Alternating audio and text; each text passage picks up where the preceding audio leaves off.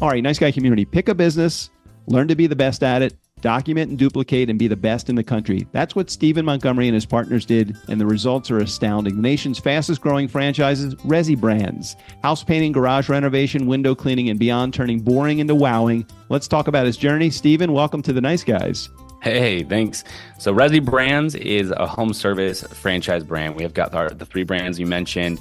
But what we really believe at our core is that we want to lead a home service revolution. Homeowners are kind of fed up of inconsistent work being done by all these different companies that they try to hire. A lot of them, they won't even pick up the phone or won't even do good work. And we really want to change that. And we believe we're leading a home service revolution by offering great communication, going above and beyond for our customers. And the results are there. Franchises are available. Check the link in the show notes. ResiBrands.com? That's right. ResiBrands.com. Thanks, Stephen. Yep.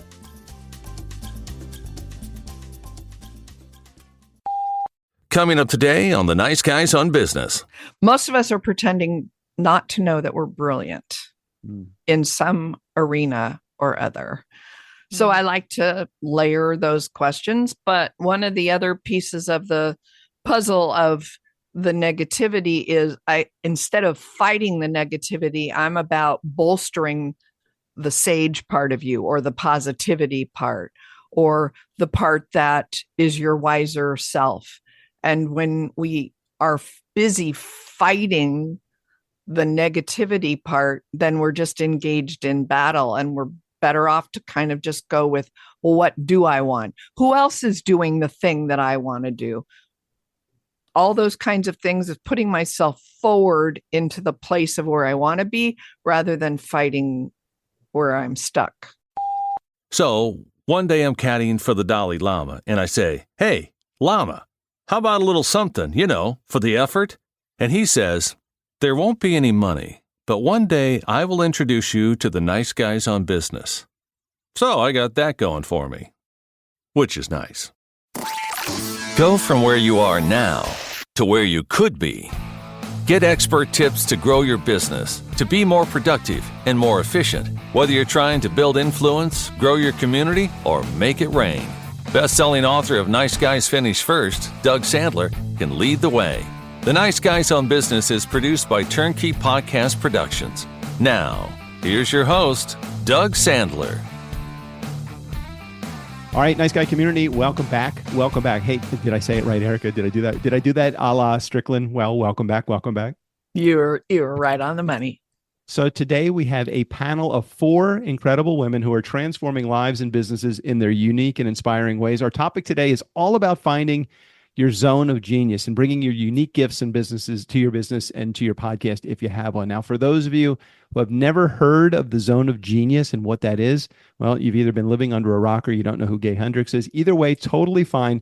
But the zone of genius includes those tasks that utilize your unique talents, your passions, and your strengths, and bring you a deep sense of joy and fulfillment. Now, I can't think of 4 people that have a sense of joy and fulfillment in podcasting and in business more than these 4 women that are right here. Thank you. Let's jump in. So, ladies, I want you to introduce yourself, share the name of your podcast, and what do you think is your zone of genius? So, welcome, Kristin, Emily, Jennie, and Erica. We're going to start, Kristin, with you. Welcome to the show. Hi, Doug. Thanks for doing this. This is super fun. My name is Kristin Messegee. I host the Life Uninhibited, the Enneagram 6 podcast. And my zone of genius really is coaching, the technician piece of my business. And so podcasting is not my zone of genius. So that'll be interesting to talk through as we go forward. But yeah, that's me. All right, that's cool. And who would you like to voluntold? Who is going next in the intro? Emily. You get to pick. Okay, there you go, Emily. It's hard to talk about yourself and what you do, isn't it? No. I like blank out. Yeah. You're supposed to say yes because it sets me up Yes. for what I was going to say, yes, which Emily, is that I sorry. help people talk about themselves. That's true. Just kidding. Okay. Honestly, most people have a really hard time writing about themselves and writing about their own businesses and knowing what to share and how to share it. So as a copywriter, I do help people with that and bring out their message. I feel like my zone of genius is being able to ask the one question that brings to life the heartbeat of what they do, and then kind of translate it into some phrase that nobody has used yet. So that is a part of my zone of genius. I also just asked my husband, and he said self-organization. So I'm going to add that to the list. And my podcast is called Content with Character. It's all about like making marketing and visibility and content creation easy and fun, because to Doug's point, we do like to have fun in our business. Emily, one of the things you said was, your zone of genius is, and then right after that, I said, I don't having a lot of water bottles. that's the first thing I very, very good about drinking water also. All right, Emily, volunteer the next person, and then we'll get into it. I'm going to bounce it to Erica. Thank you, Emily. I am Erica Ross Krieger, and I host the Entrepreneurs Cafe with the subtitle of Creating True Wealth from the Inside Out. And that tells you a little bit about my zone of genius, which is helping entrepreneurs at 6, 7, and 8 figures, doesn't matter, create true wealth from the inside out and get to that level of wealth, whatever that is for them, with more ease and grace. Now, the person who first recognized my zone of genius was Mrs. Marsico in 2nd grade when she said I talk too much, which hence I was probably deemed to be a podcaster in 2nd grade. But she also told me I should stop selling so many Girl Scout cookies, because I was sort of like the money whisperer even back then. It just sort of was fun for me. Now, money isn't all that entrepreneuring is about, but very many entrepreneurs who come to me, that is where they're stuck, because the mindset that they had at the layer before is different from the mindset they need for the next level. And sometimes their bold steps forward, which I help them with, are not a step forward, but a step back. So I know that that's sort of all over the map, but that's me. And that's why podcasting suits me, because some months in my podcast, some weeks rather in my month, I go solo and it's just me chatting away, which I love to do. And sometimes I bring on wonderful guests like Doug and Emily and Jennie. And I haven't had you yet, Kristin, but I will. I need to get on this podcast. Yeah, it's a lot of fun. So that's me, and I will toss it to Jennie. Well, thank you so much. Saving the best for last, of course. Such an 8 trait. So that's an Enneagram thing. It's an Enneagram thing, right? So I'm Jennie Bellinger. My podcast is Badass Direct Sales Mastery. And what I do is, I coach, train, and consult in direct sales, network marketing, and MLM. And my podcast is all around that as well. And really, that is my zone of genius. I've said for years, my superpower is training. I don't know what it is about my training. Maybe it's the fact that I am ADHD, and so I have to make it fun or else I get bored. No, so other people think it's fun, so it keeps them engaged. But I also have a background in DISC, and so I think that also helps speak to what I do when I run my training. So I'm actually speaking to all 4 behavioral styles, so that way everyone feels like they understand, like they're included. So that's my zone of genius. And the podcasting, just I freaking love it, because much like Erica, every report card I had growing up was Jennie talks too much. That's the only problem. Yeah, mine was Doug. Doug, you ask a lot of questions. that was mine. I'm like, okay, I guess I'm setting myself up to be a reporter, right? And right? Jennie, this is Erica. Jennie, and you also have just the most lovely podcasting voice. I just have to say that. Oh, thank you. I don't do enough of it when I'm I don't do enough solo episodes for sure. I do a lot of guest interviews for a bunch of different reasons, just because I love talking to people. I love the fantastic opportunity of getting to talk to anybody that I want to and ask them any question, and then they freaking answer. This is so great. Like, it's my own personal growth journey that I just happen to share with my audience. It's fantastic. For those that are listening to this and are like, hey, I want to listen to that show, or I want to hear that show that Emily Scott or that Jennie or Kristin or Erica has, well, you're listening to the nice guys today. But I'll put a link in the show notes so that you guys have access to each of the shows and to their websites as well, so that you have it there. I wanna really help people that are in our community that maybe have never even tried to determine what their zone of genius is. How did you discover it? How did you find it? I don't have a particular order, so anybody that wants to chime in, how do you find your zone of genius? Go ahead, Jennie. For me, it really came very, very clear when I was trying to decide what I wanted to be when I grew up. And like everyone kept telling me, well, why don't you be a teacher? Why don't you be a teacher? You're so good at teaching these little things or that became my first hint that would be my thing. Of course, teachers don't make a ton of money. So I didn't stay there for very long. But everything, once I got into business, kept coming back to training. So people seem to really do well, enjoy that. And I freaking love it. Like if I get a chance, like I would do it for free. And sometimes I do. This, Erica, I think that's a great indicator is what makes you smile, what lights you up, and what would you do for free? And I'm I'm the most senior here. I've been in business 30 years. And when I first discovered coaching, I just knew that was it because it lit me up. I had more fun than ever. I could do it for free. I could do it in my sleep and it didn't feel like work. So don't you guys think that that's sort of some of the clues of zone of genius? Yeah. Go ahead. I remember. Oh, go ahead, Kristin. Decades ago. I'm cutting you off, Doug. Here I go. That's okay. Go. You're doing it. My relationships were always the most interesting thing, the most important thing to me, and my ability to actually create good relationships and be really interested in people. And I used to say decades ago, if only I could find a way to monetize my people skills.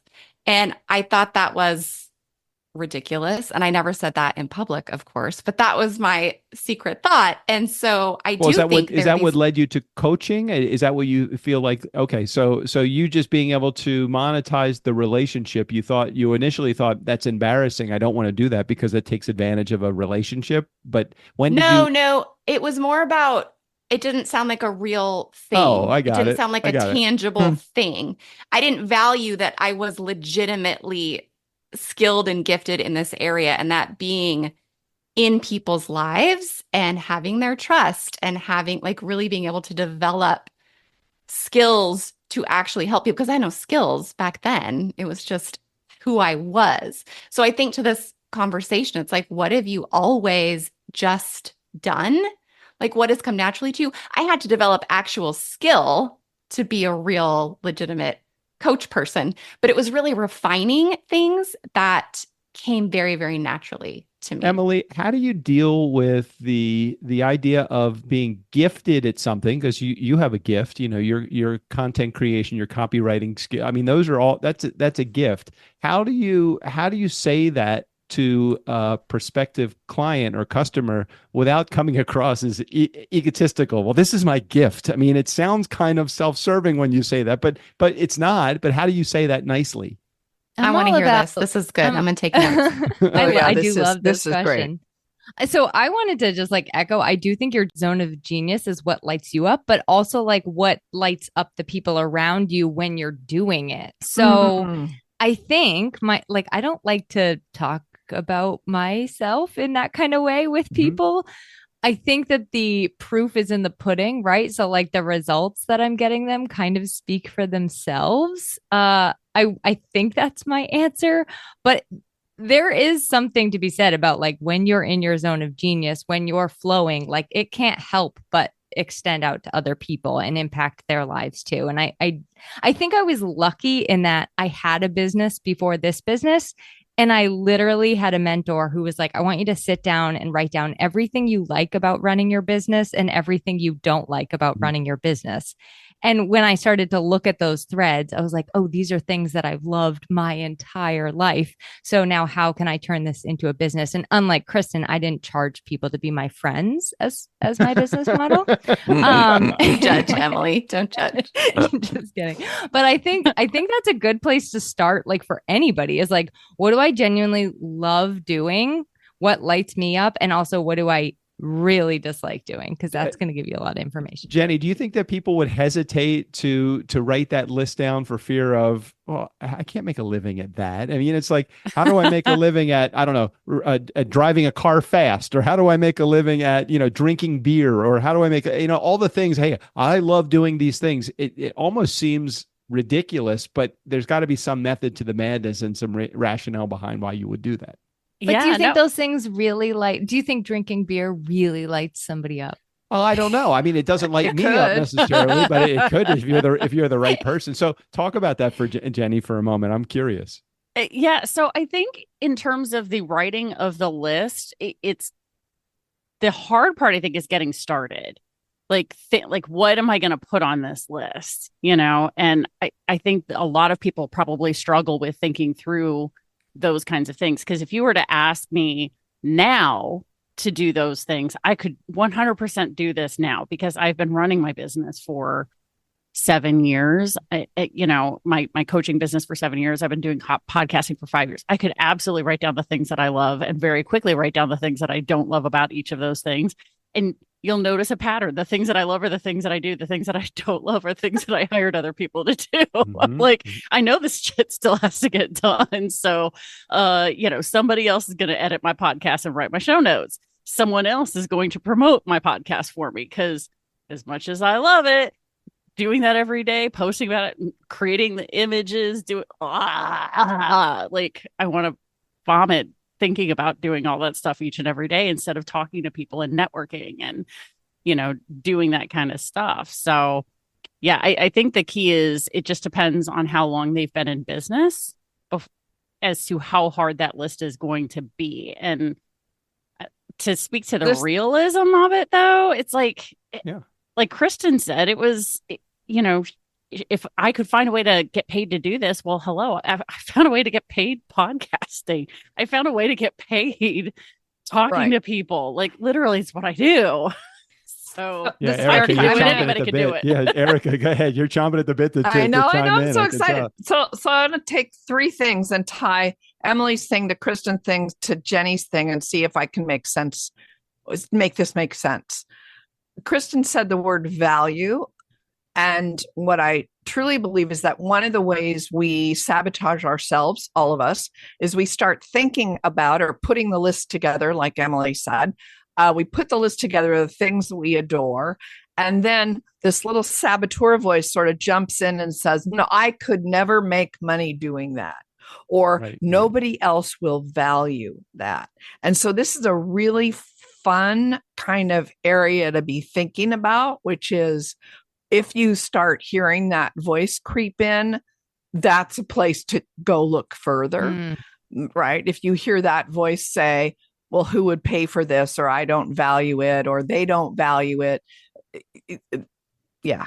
So I have to say, to Erica's point, that is 100%. When I first decided I am only going to write, I am not going to do all these other things for people, it was the most true to what I knew I needed to be doing, and the scariest thing that I had to put out there ever in anything I've ever done in my business. And I think I want to add to Jennie, because Jennie, I'm hearing that for some people that would be hard to come up with some like exact list.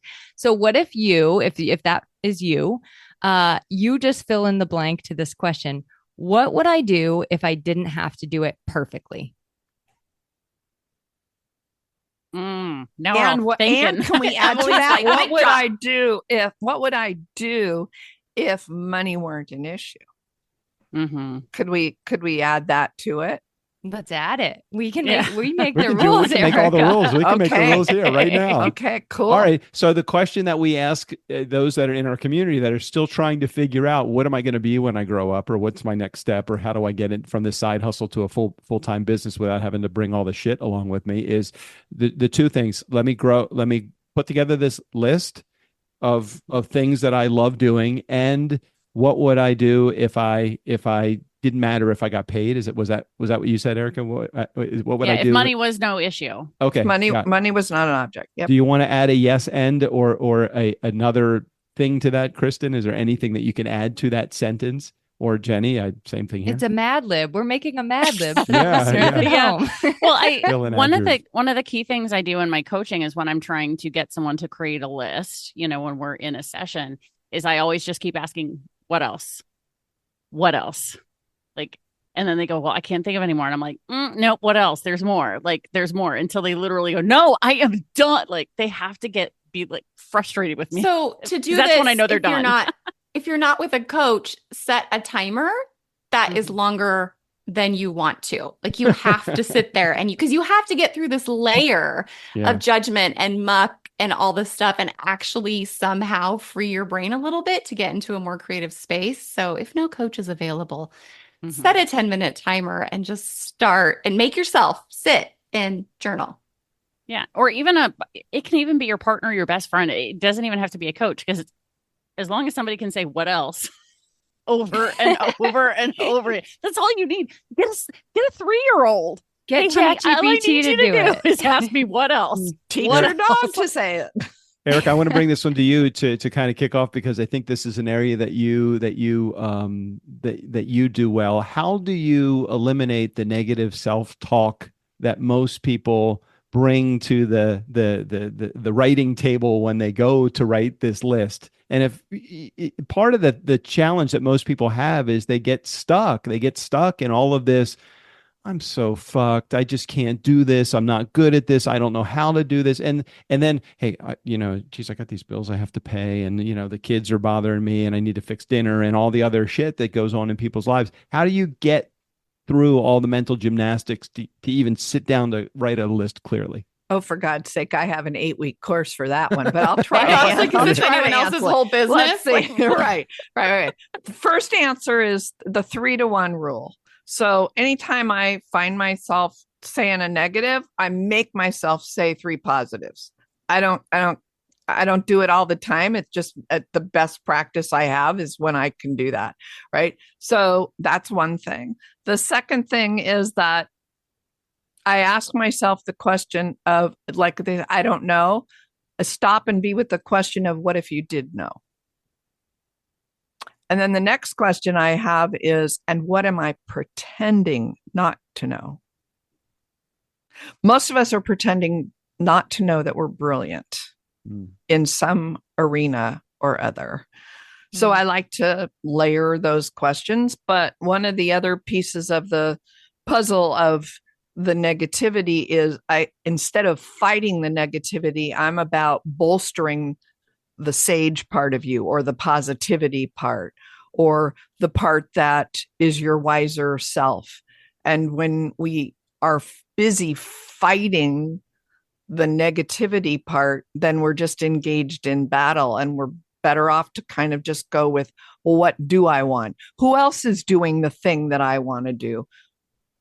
All those kinds of things is putting myself forward into the place of where I want to be, rather than fighting where I'm stuck. I want to give Erica the props that she deserves. She may not even realize this, but I remember I lived in El Segundo. This is years ago, and you and I would have these regular conversations. I would be walking, and you would be, I don't know, home or somewhere. I don't know where you were, but we'd have these conversations, and it was pretty early on in the, is turnkey going to make it, or are we going to do something else, or where am I going to get the money to do this, or what? And it was all of the things that you just mentioned. You helped me get over that just by being present and being a good coach. And you weren't maybe even realizing you were being a coach at the time. So, a lot of success. I always pull back from the relationships that I've had with, now, Kristin, you and I just met, so I can't give you the props yet. I'm sure there will be.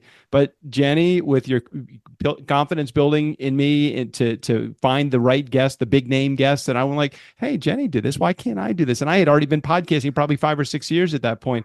Emily, just from your your ability just to be on the show and not the Friday fuckeries where you're just on and you're taking this whole different position, that's boosted my confidence too. And Erica, of course, you helped me very early on just regain that confidence. And surrounding yourself with the right people, I think, is so important. So important. Can you talk about that for a moment? Just to, Kristin, I'd love to bring this to you. Just talk about the importance of surrounding yourself with a great group of people, just like this group of people that are here today. Do that. But first, I want to add something to what we were just talking about, because there are a lot of people who can't go that positive and get really stuck in those sorts of suggestions. They need something else. They actually need to deal with the negativity directly. And so I just want to say something that I teach all my clients to do is to actually learn to actually listen to that voice and register how painful it is. Mm-hmm. I don't think we have any idea how much we're hurting ourselves all the time. We just casually talk terribly about ourselves. Mm-hmm. We are so blasé, and most people don't even hear it because it's how we all talk. We just cut ourselves down and we are brutal to ourselves. So I actually go a little different directionally sometimes with my clients. And I say, we have to start registering how much that hurts. And then you develop this part of you that actually can be like, hey, wait a minute. Like, we don't talk like that in here, right? We don't talk that way to myself. Like, you develop this internal friend, coach, kind of compassionate witness or defender.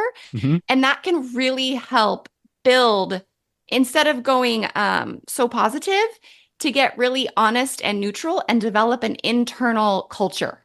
Like, what is the culture inside yourself that's actually allowed? And then you start hearing, like, wait a minute, we don't actually, that was really rude.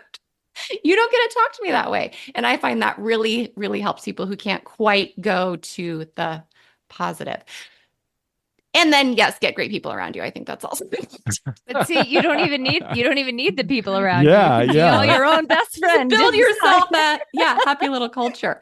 That is much easier to do, to your point, if you have people around you who are thinking like you want to be thinking, treat themselves like you want to be treating yourselves, and are really doing and being who you more aspire to be. It's so much easier if you can cultivate that, for sure. Jennie, Yeah, did you always treat yourself properly? Did you get stuck in the negative self-talk and beat yourself up? And I 100% relate to what you're saying, Kristin. I've always been a very positive person, but I've also been somebody that's been my worst critic. Yeah, I would say probably not. I mean, maybe once upon a time, a long, long time ago, but I got enough emotional abuse from a boyfriend coming out of college that I hit a point where I went, if I'm not going to let him talk to me like that, I can't let me talk to me like that. Like, that's what got me to stand up for myself finally. So I was lucky enough to have that experience at 20, 21 years old. I mean, so hashtag silver linings. Mm-hmm. But it's definitely something that I talk with people all the time about, because as I was going through coaching with my coach, Scott Conway, and going through the Ohana Way, and one thing I would hear him say every once in a while, because sometimes it would pop, something less than positive would pop out of my mouth about me, and he'd say, "Oh, please don't talk about my friend Jennie like that." Exactly. And I'd be like, "Oh, okay," And so by having that around, and now I do the same thing for other people. If I hear somebody say something about themselves, I will say, "Please don't say that about my friend." Like, I really like that person, and I don't feel the same way, and I don't think that's true. And it catches a lot of people off guard. But to also speak to what Kristin was saying, with the surrounding yourself with the right people, and the right people who are already doing the things you want to do, this is so important in entrepreneurship. Because if you are regularly allowing yourself to be around the trolls, to be around the people who are going, well, why don't you just go back and get a job? Right? God Instead of, right? Oh, geez. No, thank you. Put me in a cubicle. You may as well, like, put me in jail, put me in prison. Hard no. That's an actual fuck no for me. Thank you very much. Mm-hmm. So, but this is something that I speak with my clients about, which is, go hang with the people in the company who are doing what you want. Because being in network marketing, direct sales, I'm like, if you want to be in the top 10, you go hang with the top 10 people. If you want to be with the people who earn the trip, you go hang with them. You go get in as many Facebook groups with those people as possible. If you can get in on those leader calls, if you can, whatever it takes to move up to that level. So, and I learned that from doing it myself. And then I've also been networking up my entire business. I'm making sure that I'm hanging out. If someone says something negative about network marketing, I'm like, and unfriend and blocked, I don't need that kind of negativity in my life, and I don't have to be your friend. So peace out. Emily, Erica, what are your thoughts? Surrounding yourself with the people that fill you up and who you aspire to learn from, I think is really important. And also, as an introvert, I will say this, cutting the people out that drain you is really important as well. And to be mindful of your energy, and the best way to do that for each is different for each of us, but it usually boils down to however many of those people they are. If you're an extrovert and it's a lot of people, or if you're an introvert and it's less people, that they fill you up. Emily, the saying or the expression, the teacher will appear when the student is ready. Tell me about your case. Was there a teacher that you needed to have in your life, and when was there a point when you knew that you were ready to be taught? All kinds of teachers, but I think that the one that showed me that there are people that really want to help us, and I do think that, like, no matter where you are in your business, there are people that want to pour into you in what we experienced, what we went through. We want to save you from making the same mistakes that we did. So when we were kind of like transitioning out of our retail shop, out of our first business, I had a mentor. It was just through the SBDC, which in New Hampshire, it's a completely free mentoring program funded by the state. It's a really fantastic resource, like very robust.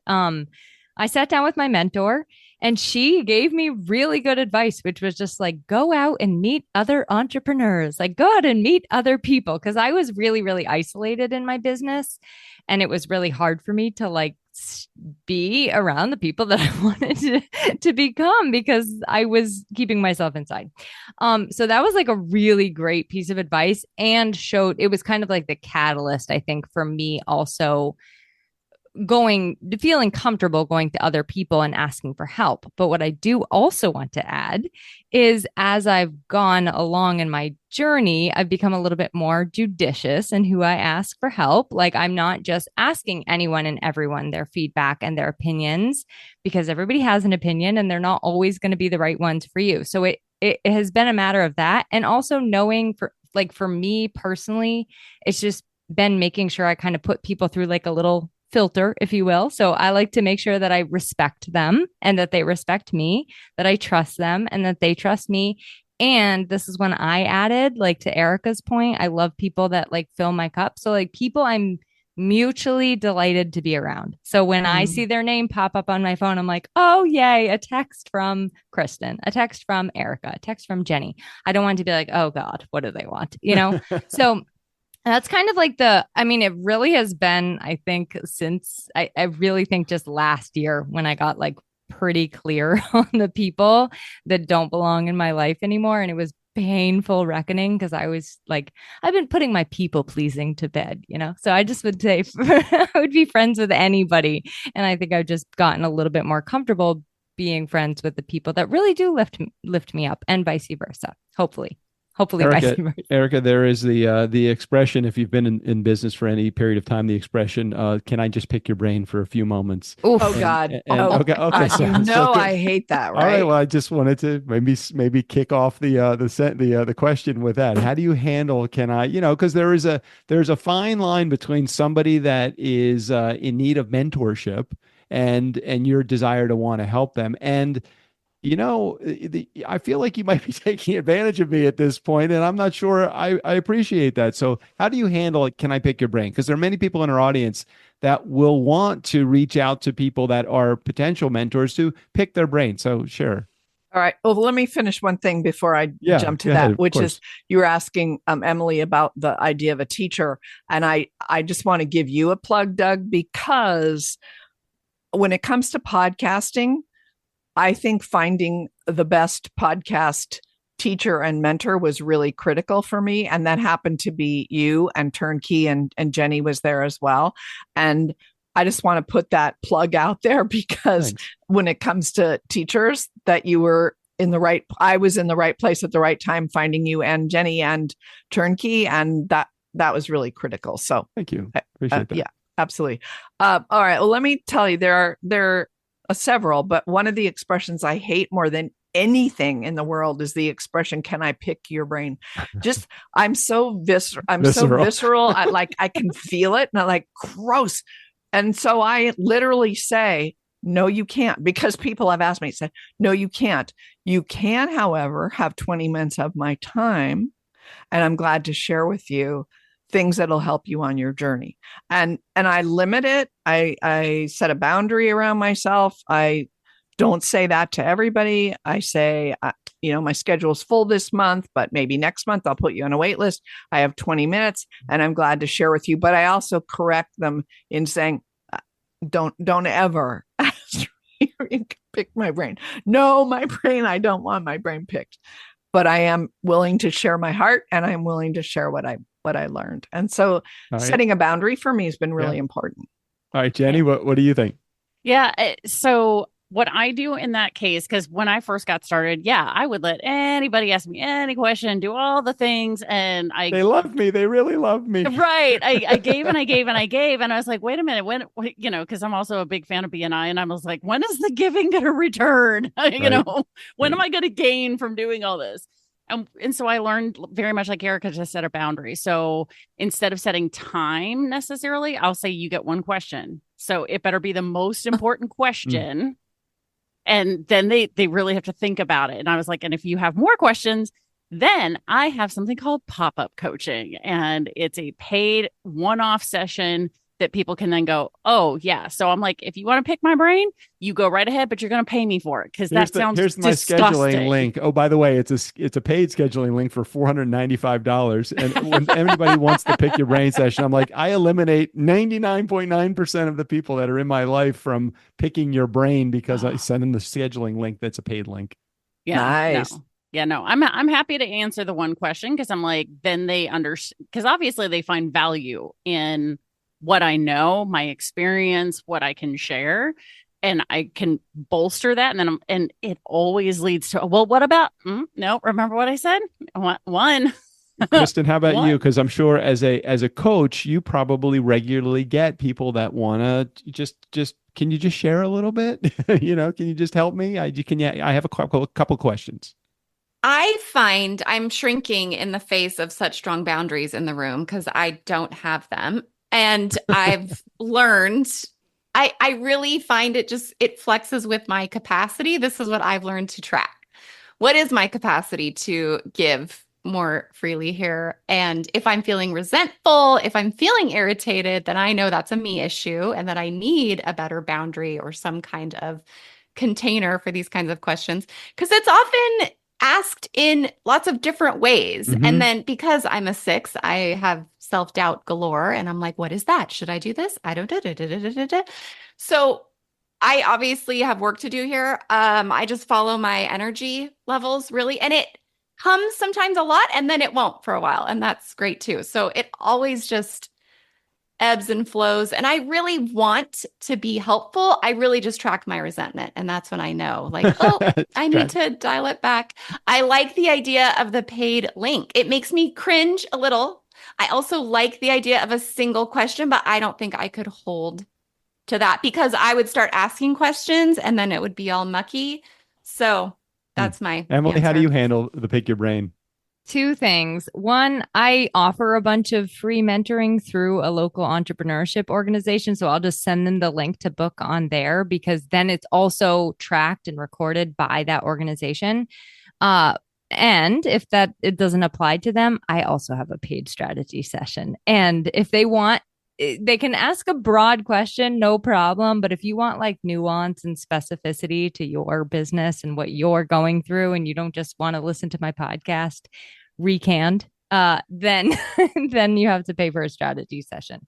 Am I the only one who still has a free consult? I Nope. need to get with the times. This is Not Now, after tonight. Not after No, tonight. I think I have a free consult too, because sometimes I use the consult to turn into a sales opportunity. For sure. Yeah, we all do that, but it's the like ones a that lead call or a discovery call. right. So If and that's somebody, what I'm saying. They can be blobby yeah, when people it's hard. ask.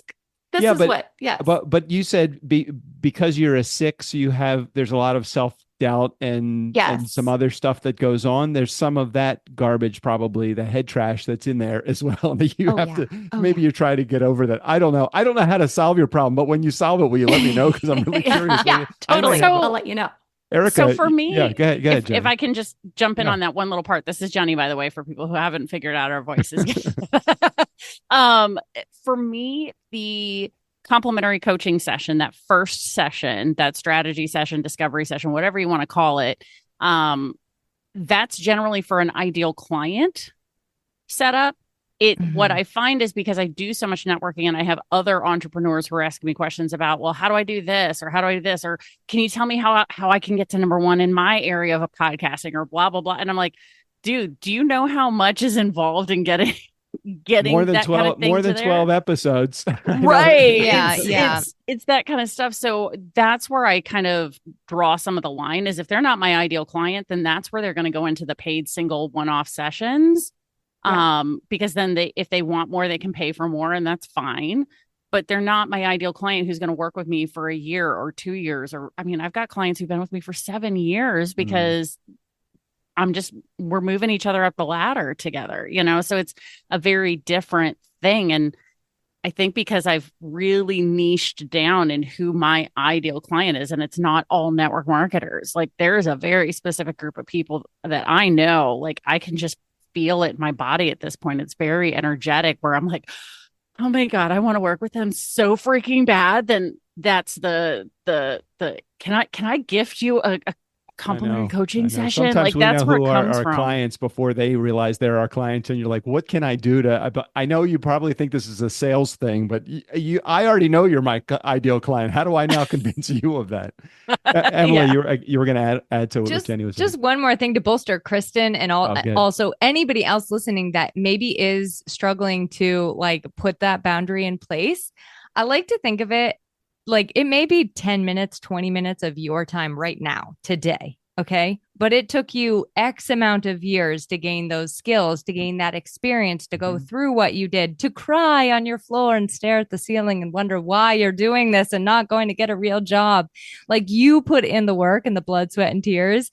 And now they're asking for a little sampling of that. So I think that it is a good way to reciprocate to pay somebody for that, what they went through, because you're kind of like asking for a fast track to that, Well said. So I can't believe we're already about 45 minutes into this session. So I do have one more question that I want to ask. I want everybody to take a spin at it, and then we'll wrap up beyond that.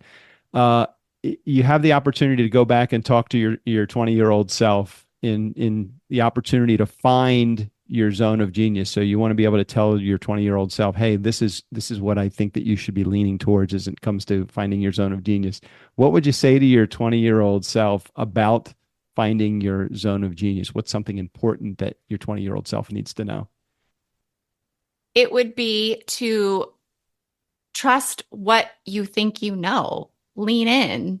Don't spend all that money on that degree. Go. Tell me about that. Same. Put all that money. I mean, I needed to be more of an adult before I could actually, I think, be an entrepreneur. But really just lean into what you think you're feeling, what you think you know. Like just go with that. Keep leaning there. Okay, that's good. Thank you. All right, Erica, Emily, Jenny. I was going to say mine piggybacks on Kristin's in that it's not just trust it, but for me, it's trust it faster, because I think, Doug, I did one of your SetX episodes about, how to know when the universe is talking to you, right? Like there are times when I feel like the universe is just sitting there like shaking me and slapping me because I totally missed all of the whispers and then the talks and then the screaming. And it's just like downright getting physical with me to the point now where I have the universe tattooed on my back going, hey, the universe has my back. I need to just fucking listen to it. I hope this is okay, Erica. It's not an original thought because I can't stop thinking about it. But I love what you said about what if you did know? You know, I think that's what I would tell my 20-year-old self. Like, okay, let's pretend you do know. Let's stop kidding ourselves and pretend you do know. And I'd add to this, one of my favorite teachers in the world has been also a good friend, and his name's Dan Millman, and he wrote the book, The Way of the Peaceful Warrior, years ago. And he's written many since, and he gave me a quote, and I'd probably give it to my 20-year-old self. And he was talking about trusting life and trusting what you know. And the quote goes something like this. So I'm doing the best I can, which is, and as I come to know this more and more, I trust that wherever I step, the path will appear beneath my feet. So as I come to know more and more that the thing I love is what I can trust, the more I know that the path will appear beneath my feet. That is great. Doug, what's your answer? Well, mine, I'm going to take it from a few weeks ago, maybe a month or two now ago. I took an improv class, the first improv class I've ever taken, and I really enjoyed taking it, so much so that the teacher didn't show up the following week because the two teachers had a fight. I was like, is this improv? You're really? And they had a fight and they weren't going to do it. So I said to my girlfriend, JJ, I said, hey, we can run the improv class. I really enjoyed it. So I'm going to take and borrow an improv quote. There are no mistakes, only gifts.